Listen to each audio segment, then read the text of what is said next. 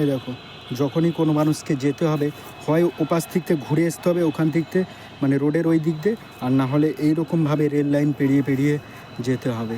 তো তোমরা যদি মানে দেখো, এটা যুগের পর মানে যুগের পর যুগ বলা যায় না, ঠিক অনেক দিন থেকে এটা এখানে এরকমই পড়ে আছে। এখানে যদি একটা মানে যখন কোনো নেতার বাড়ির রাস্তা করতে হবে দেখবে, তখন রাতারাতি গাছপালা কেটে জমিন মানে স্যাংশন হয়ে যায়, টাকাও স্যাংশন হয়ে যায়, আর কোনো না কোনো মানে মানে রাতারাতি ব্রিজ বলো বা যে কোনো রাস্তা বানিয়ে দেয়। কিন্তু যখন সাধারণ পাবলিকের কথা আসে তখন কিন্তু আর কেউ এটা নিয়ে আওয়াজ ওঠায় না। তো এখানটায় ভাবো এইরকম অবস্থায় আছে, যদি একটা ওভারব্রিজ, আমি তো বেশি কিছু চাইছি না, যে একটা ওভারব্রিজ বানিয়ে দিলে এখান থেকে আমরা ডাইরেক্ট টিকিট কেটে ওইদিকে চলে যাবো। নাহলে ওই যে মানুষগুলো আসছে ঘুরে, দেখতে পাচ্ছ না ট্রেনের কাছ থেকে, ওইখান থেকে আমার দিকে ঘুরে আসতে হবে।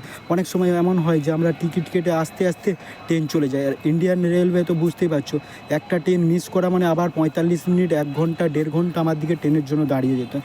তো আমি চাইছি যে তোমরা আমার সাথে আওয়াজ ওঠাও এবং এই ভিডিওটাকে এত পরিমাণে শেয়ার করো যাতে রেলের কাছে পৌঁছায় যে এখানটায় একটা ওভারব্রিজের আমাদের দরকার, এবং যদি একটা ওভারব্রিজ এখানটায় স্যাংশন হয়ে যায় তো খুব ভালো হয় আমাদের জন্য। না হলে আমার দিকে এরকম ঘুরে ঘুরে ঘুরে ঘুরে আসতে হয় এখানটায়, বুঝতে পারছো? তোমরা এই স্টেশনটা দেখে রাখো, এটা হচ্ছে ঠিক টিকিয়াপাড়া স্টেশন।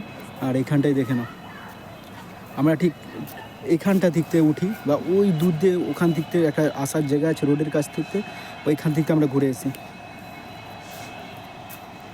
তো প্লিজ বন্ধুরা, আমার কথাটা একটু মন দিয়ে শোনো এবং আমার সাথে সাথে তোমরাও যাতে এই ভিডিওটা এবং শেয়ার করো, যাতে সবাই দেখে এবং দেখে একটা এর কোনো একটা পার্মানেন্ট সমাধান চায় যে রেল কী চায়, এখানে একটা ওভারব্রিজ দিতে পারবে না দিতে পারবে।